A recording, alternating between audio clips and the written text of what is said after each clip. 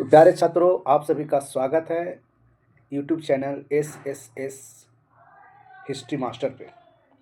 और आज हम लोग बात करेंगे 12th क्लास का पहला चैप्टर, और इस चैप्टर का नाम है हड़प्पा सभ्यता का पुरातत्व।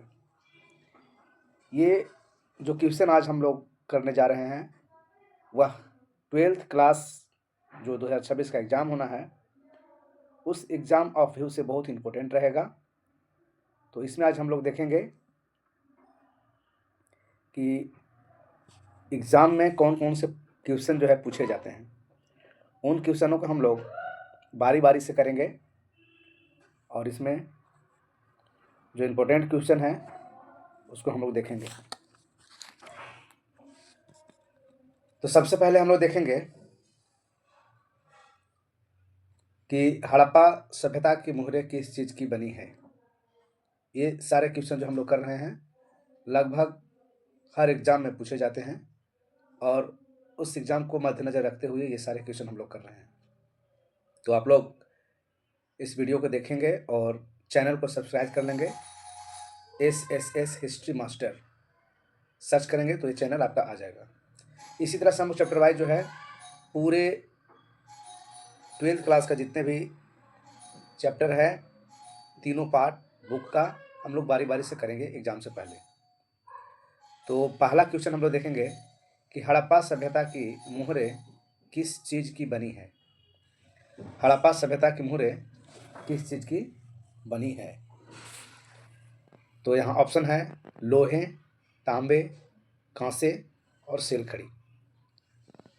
तो इसका सही जवाब है सेलखड़ी। सही जवाब क्या है? सेलखड़ी। अगला क्वेश्चन करेंगे, देखेंगे कि बनवाली किस राज्य में स्थित है। हड़प्पा सभ्यता का एक बनवाली जगह है जो यह किस राज्य में पड़ता है।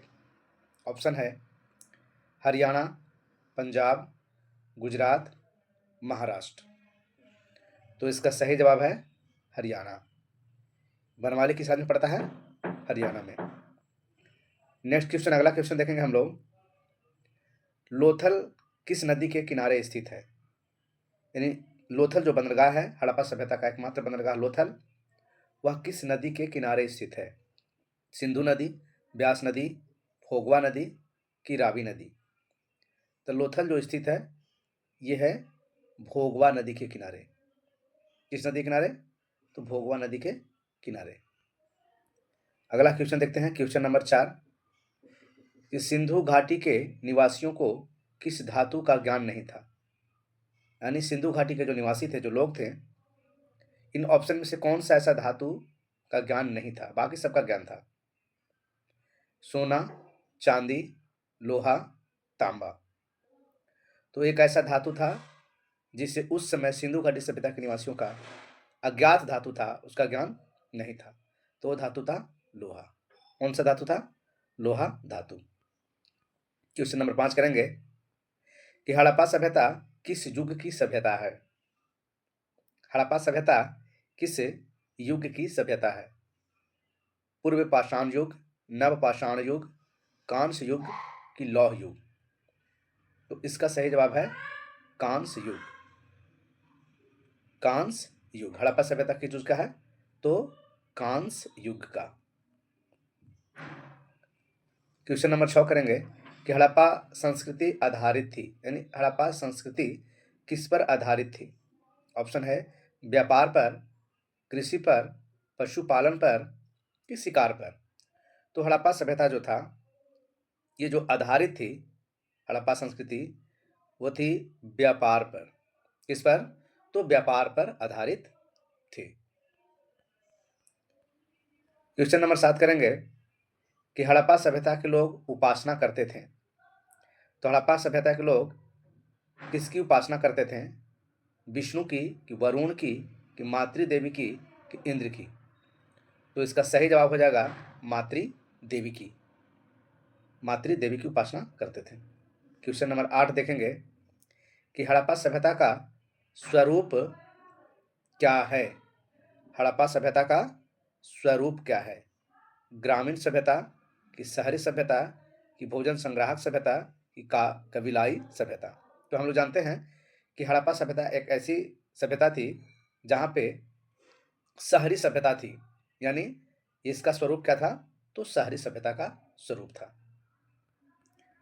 क्वेश्चन नंबर 9 हम लोग देखेंगे कि हड़प्पा सभ्यता का सबसे बड़ा नगर कौन है। हड़प्पा सभ्यता में बहुत सारे नगर थे, लेकिन उन नगरों में सबसे बड़ा नगर कौन था। तो सबसे बड़ा नगर कौन था, तो ऑप्शन देखें, हड़प्पा की मोहनजोदड़ो की कालीबंगा की लोथल। तो इसमें सबसे बड़ा जो नगर था वह था मोहनजोदड़ो। मोहनजोदड़ो हड़प्पा सभ्यता की सबसे बड़ी नगर थी। क्वेश्चन नंबर 10 देखेंगे कि हड़प्पा सभ्यता का सर्वप्रथम खोज की थी, यानी हड़प्पा सभ्यता की सर्वप्रथम खोज किसने की। तो हड़प्पा सभ्यता के खोजकर्ता थे, उनका नाम था दयाराम साहनी। दयाराम साहनी। हड़प्पा सभ्यता की सर्वप्रथम खोज किसने की, तो दयाराम साहनी ने। अगला क्वेश्चन है 11 नंबर क्वेश्चन कि हड़प्पा किस नदी के किनारे स्थित है। ऑप्शन है सिंधु नदी, ब्यास नदी, सतलज नदी की रावी नदी। तो हम लोग जानते हैं कि हड़प्पा जो शहर था वह रावी नदी के तट पर था, यानी रावी नदी के किनारे स्थित था। क्वेश्चन नंबर 12 देखेंगे कि हड़प्पा सभ्यता की सबसे महत्वपूर्ण विशेषता क्या थी। हड़प्पा जो सभ्यता थी उसमें सबसे महत्वपूर्ण विशेषता क्या थी। तो इसमें ऑप्शन दिया हुआ है नगर नियोजन व वस्तुकला, व्यापार, कला की पशुपालन। तो हड़प्पा सभ्यता की सबसे महत्वपूर्ण विशेषता थी वहां की नगर नियोजन और वस्तु कला। तो इसका सही जवाब क्या हो जाएगा, ऑप्शन नंबर ए, नगर नगर योजना और वस्तु कला। क्वेश्चन नंबर 11 है कि हड़प्पा सभ्यता का प्रशासन था। हड़प्पा सभ्यता का प्रशासन कैसा था, राजतंत्रात्मक, लोकतंत्रात्मक कि नगर पालिका की गणतंत्रात्मक। तो हड़प्पा सभ्यता का जो प्रशासन था वह था नगर पालिका। नगर पालिका, ऑप्शन नंबर सी। अगला क्वेश्चन है हड़प्पा सभ्यता के पतन के क्या कारण थे। हड़प्पा सभ्यता जब पतन हुआ तो उसका कारण क्या था, विदेशी आक्रमण कि प्राकृतिक कारण, मानवीय कारण कि उपयुक्त में से सभी। तो हड़प्पा सभ्यता के पतन का कारण तीनों था, विदेशी आक्रमण भी हुए थे, प्राकृतिक कारण थे जैसे में बाढ़ आ जाना, हाँ तो ये सारे प्राकृतिक कारण में आ गया था, सुखाड़ आ जाना। तो ये और मानवीय कारण यानी मानव के कारण भी वहाँ के सभ्यता जो है उसका पतन का कारण बना। तो इनमें से क्या हो जाएगा, इनमें से तीनों यानी उपयुक्त सभी हो जाएगा। अगला क्वेश्चन देखेंगे, क्वेश्चन नंबर 15 कि हड़प्पा सभ्यता के स्थल से स्त्री के गर्भ से पौधा निकलता दिखता है। यानी हड़प्पा सभ्यता के एक स्थल था, वह कौन सा स्थल है जहाँ से मिला है कि स्त्री के गर्भ से क्या निकल रहा है, तो पौधा निकल रहा है। वो जगह का नाम क्या है, बलूचिस्तान की मोहनजोदड़ो की हड़प्पा की आलमगीरपुर। तो इसका सही जवाब है हड़प्पा। इसका सही जवाब क्या है, हड़प्पा है। हड़प्पा स्थल में ऐसा देखा गया कि एक जो है कि स्त्री के गर्भ से पौधा निकलता दिखाई दिया, ऐसा प्रतीक जो है मूर्ति मिला है वहाँ। क्वेश्चन नंबर हम लोग 16 देखेंगे कि सिंधु घाटी सभ्यता के स्थलों में सर्वप्रथम किस स्थल का उत्खनन हुआ था। सिंधु घाटी सभ्यता जो था तो वहाँ तो बहुत सारे स्थल थे, लेकिन सबसे पहले कौन सा स्थल को जो है उत्खनन किया गया था। ऑप्शन है हड़प्पा, मोहनजोदड़ो, धौलावीरा कि लोथल। तो इसका सही जवाब है हड़प्पा। इसका सही जवाब क्या है, हड़प्पा। यानी हड़प्पा स्थल को सबसे पहले जो है उत्खनन किया गया था। क्वेश्चन नंबर 17 हम लोग देखेंगे कि सिंधु घाटी सभ्यता में गोदीबाड़ा का प्रमाण कहाँ से मिला है। यानी सिंधु सभ्यता में गोदीबाड़ा का प्रमाण कहाँ से मिला है। देखिए स्टूडेंट्स, यहाँ पर जो है कहीं कहीं गोदीबाड़ा देता है, कहीं कहीं जो है कि बंदरगाह देता है। तो बंदरगाह गोदीबाड़ा सिंधु घाटी सभ्यता में मात्र एक ही जगह था, वह था कौन, तो लोथल था। क्या था, लोथल। तो इसका सही जवाब हो जाएगा लोथल। क्या हो जाएगा, लोथल। पूछता है कि सिंधु घाटी सभ्यता में बंदरगाह वाले स्थान का नाम बताएं, या बंदरगाह वाला स्थान कौन था, तो लोथल था। गोदीबाड़ा भी कहीं कहीं देता है, तो इसमें कंफ्यूजन नहीं होना है। क्वेश्चन नंबर 18 है कि किस सिंधु स्थल से सूती कपड़े के साक्ष्य मिले हैं। कहीं कहीं सूती कपड़े देता है, तो कहीं कहीं रुई भी देता है, कॉटन देता है। तो दोनों बात बराबर है ना। तो हम लोग देखेंगे कि सिंधु स्थल से कौन सा ऐसा सिंधु स्थल था जहां से सूती कपड़े के साक्ष्य मिले हैं। ऑप्शन है कालीबंगा, रंगपुर, सुतका जिंडोर की मोहन जोदड़ो। तो इसका सही जवाब है मोहन जोदड़ो। मोहन जोदड़ो से मिला है क्या, तो सूती कपड़े के साक्ष्य मिले हैं। क्वेश्चन नंबर 19 है कि मोहनजोदड़ो का उत्खनन किया था, यानी मोहनजोदड़ो का उत्खनन करने वाले कौन व्यक्ति थे। ये तो लगभग हर एग्जाम में पूछे जाते हैं और हाल फिलहाल में जो वार्षिक जो परीक्षा हुआ उसमें भी पूछा था। तो मोहनजोदड़ो का उत्खननकर्ता कौन थे, तो यहाँ पर ऑप्शन है Dayaram Sahni, John Marshall, RD. Banerjee यानी राखल दास बनर्जी और आर.एस. विस्ट। तो आप लोग बताएं इसका सही जवाब क्या है। तो इसका सही जवाब क्या है, तो आर.डी. बनर्जी यानी राखल दास बनर्जी, राखल दास बनर्जी। क्वेश्चन नंबर 20 हम लोग देखेंगे कि मोहनजोदड़ो किस नदी के किनारे बसा हुआ है। यहाँ मोहनजोदड़ो की बात हो रहा है कि मोहनजोदड़ो जो था ये किस नदी के किनारे था। तो सिंधु नदी, रावी नदी, झेलम नदी, कि सिनाब नदी। तो इसका सही जवाब क्या हो जाएगा, तो मोहनजोदड़ो था सिंधु नदी के किनारे, सिंधु नदी के किनारे बसा हुआ है। अगला क्वेश्चन देखेंगे, क्वेश्चन नंबर 21 कि मोहनजोदड़ो किस भाषा का शब्द है। मोहनजोदड़ो जो शब्द है वह किस भाषा का शब्द है। मोहनजोदड़ो किस भाषा का शब्द है, हिंदी की, सिंधी की, उर्दू की, फारसी। तो यह जो है सिंधी भाषा का शब्द है मोहनजोदड़ो। क्वेश्चन नंबर 22 देखेंगे कि लोथल कहाँ स्थित है। ये जो लोथल जो है सिंधु घाटी सभ्यता का एकमात्र बंदरगाह बोले या गोदी बाड़ा बोले। तो लोथल एक जगह है, यह कहाँ स्थित है, तो यह स्थित है गुजरात में। लोथल कहाँ है, गुजरात में।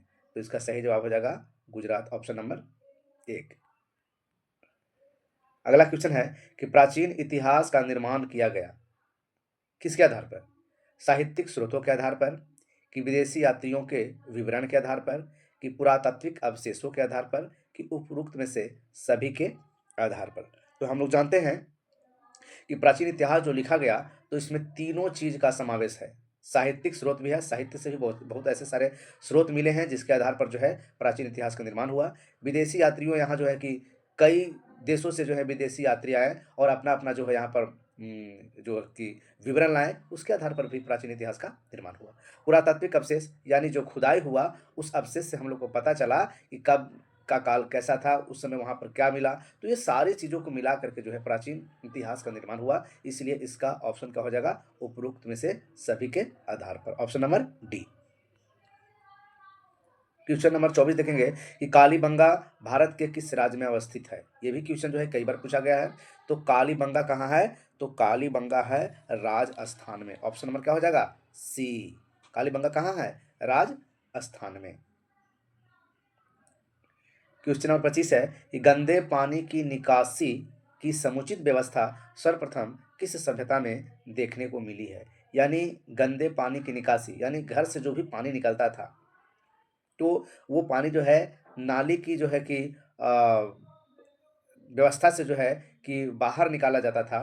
तो ये सबसे पहले जो है किस सभ्यता में देखने के लिए मिला। तो हम लोग जानते हैं कि एक शहरी सभ्यता थी, हाँ, वो थी सिंधु घाटी सभ्यता। तो इसका राइट आंसर क्या हो जाएगा, सिंधु घाटी सभ्यता। गंदे पानी की निकासी का समुचित व्यवस्था कहाँ किया गया था, तो सर्वप्रथम सिंधु घाटी सभ्यता में। क्वेश्चन नंबर 26 हम लोग देखेंगे कि कालीबंगा किस नदी के किनारे स्थित है। कालीबंगा भी जस्ट हम लोग देखे हैं। तो ये कौन सा राज्य में था, तो कालीबंगा था राजस्थान में। लेकिन यहाँ पूछा गया है कि कालीबंगा जो था, जो शहर जो था, जो नगर था, वो किस नदी के किनारे अवस्थित था। तो कालीबंगा था सरस्वती नदी के किनारे। तो राइट आंसर हो जाएगा option number D, Kalibanga Saraswati नदी के किनारे। क्वेश्चन नंबर है 27 कि सिंधु सभ्यता का बंदरगाह नगर कौन था। देखिए अभी हम बता चुके हैं कि सिंधु सभ्यता का एकमात्र ही बंदरगाह नगर था, वह नगर था कौन, तो लोथल। यह कहाँ पड़ता है, तो गुजरात में। एकमात्र बंदरगाह बोले या फिर गोदी बाड़ा बोले तो ये दोनों सेम क्वेश्चन होगा और इसका सही जवाब क्या होगा, लोथल। और लोथल है कहाँ, तो गुजरात में। क्वेश्चन नंबर 28 देखेंगे कि सिंधु घाटी सभ्यता में नर्तकी की मूर्ति कहाँ से मिली है। एक खुदाई में नर्तकी की मूर्ति मिली है, वह किस जगह से मिली है? ऑप्शन है मोहनजोदड़ो, हड़प्पा, कोटदीजी, इराकी, गढ़ी। तो इसका जो है सही जवाब क्या हो जाएगा? तो मोहनजोदड़ो से। कहाँ से मिला है? मोहनजोदड़ो से। नर्तकी की मूर्ति कहाँ से मिला है? मोहनजोदड़ो से। क्वेश्चन नंबर 29, कि सिंधु सभ्यता का किस देश के साथ व्यापारिक संबंध नहीं था? देखिए यहाँ नहीं पूछा है, तो बहुत बच्चे जो हैं यहाँ पर गलती कर देते हैं। तो क्वेश्चन को अच्छा से देखना है कि सिंधु सभ्यता का किस देश के साथ जो है व्यापारिक संबंध नहीं था, यानी उस देश के साथ व्यापार वगैरह नहीं होता था, उससे कोई मतलब नहीं था। तो बताइए वह शहर कौन है? मेसोपोटामिया, कि ईरान, कि अफगानिस्तान, कि चीन?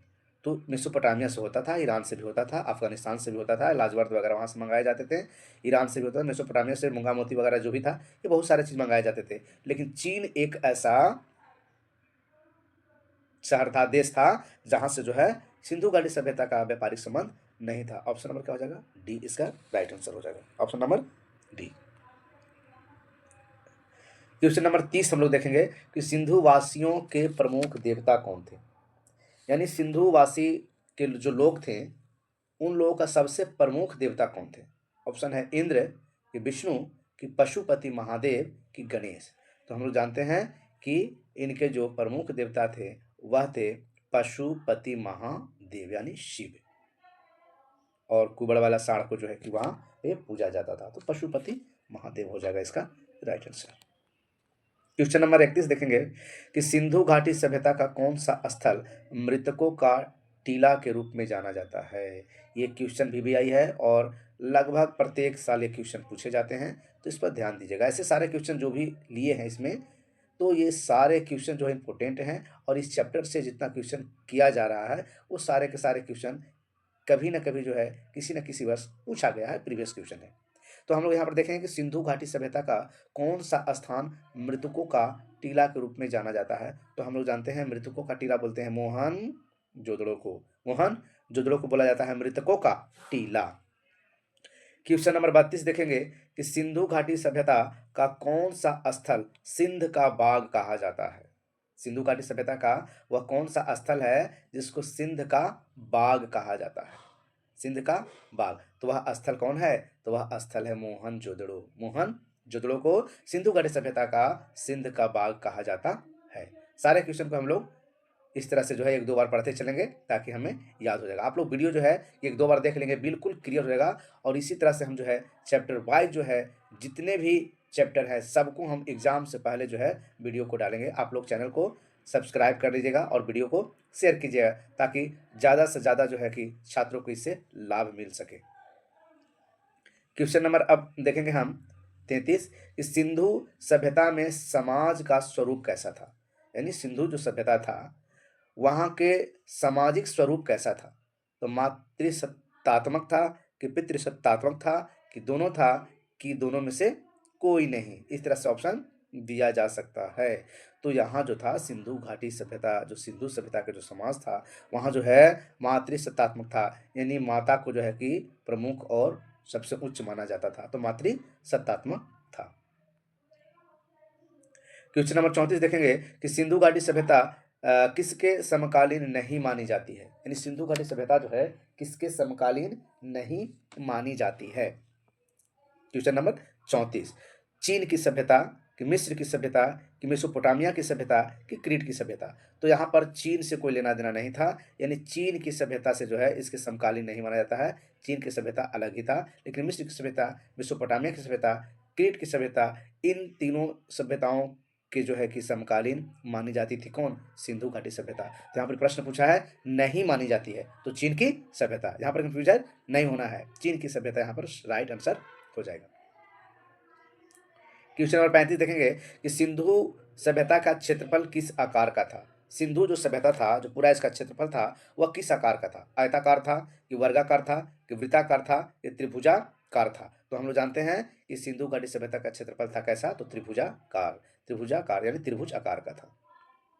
क्वेश्चन नंबर 36 देखेंगे कि किस सिंधु स्थल में महिला और पुरुष को एक साथ दफनाया गया है? यानी सिंधु स्थल में वह कौन सा ऐसा जगह है जहाँ पे पुरुष को और महिला को एक साथ दफनाया गया है? यानी मृत्यु होने के बाद दोनों को एक साथ दफनाया गया है। तो यह जगह ऑप्शन में है लोथल कि कोतड़ा की रोपड़ की बनवाली। तो इसका सही उत्तर है रोपड़। वह जगह कौन है? रोपड़ में ऐसा जगह, रोपड़ एक जगह है जहां पे महिला और पुरुष को एक साथ दफनाया गया, ऐसा साक्ष्य मिला है। क्वेश्चन नंबर 37 देखेंगे कि सिंधु घाटी सभ्यता में विशाल स्नानागार के अवशेष कहां से प्राप्त हुए हैं? स्नानागार यानी तालाब, है ना। तो सिंधु घाटी सभ्यता में विशाल स्नानागार के अवशेष जो प्राप्त हुए हैं वह जगह का नाम कौन है? आप लोग बता सकते हैं। ऑप्शन है हड़प्पा, मोहनजोदड़ो, कालीबंगा, लोथल। तो इसका सही जवाब है Mohenjodaro. Mohenjodaro is the right answer, option number B.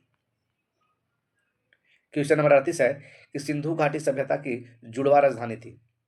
पूछा जाता है कि सिंधु घाटी सभ्यता की जुड़वा राजधानी किसे कहते हैं?